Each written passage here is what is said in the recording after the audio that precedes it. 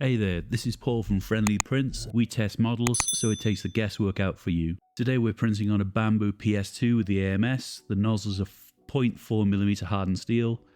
We're testing out the King of Tyrants skull replica. We went for the extra large variant from MakerWorld. The user who posted this file was SparkyV. The filament we're using today is PLA-Fossil. The print time is going to be about 14 hours. And it's going to use about 265 grams of filament.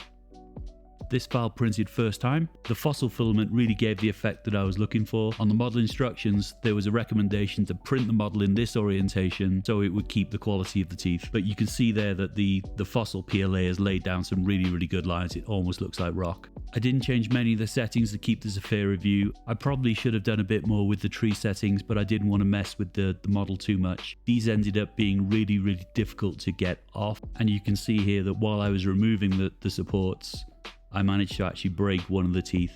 That's on me and not a failure of the model. I will clean this up at a later date, but for the purposes of the video, I wanted to give a proper reflection of what first print looked like. With minimal cleanup and no sanding, this looks really good. I was really impressed with the way this came out. It is a bit shinier than I would have liked. I suspect I've left on some ironing settings from a previous print, but it still looks really good. And this is just the end of the print. You can see here that the really nice patterning that fossil PLA has given to the model. Also, you can see some of the gnarly tree supports in there between the teeth. They were really difficult to get out, but that's probably more about my settings than the model. Overall, this was a really great model to print. It printed first time, didn't have any major issues from the printer. Overall, we're giving this model a 5-star rating.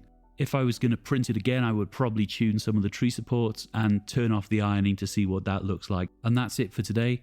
If you like this style of video, please like and subscribe. If there's a model you'd like us to test, please drop a note in the comments.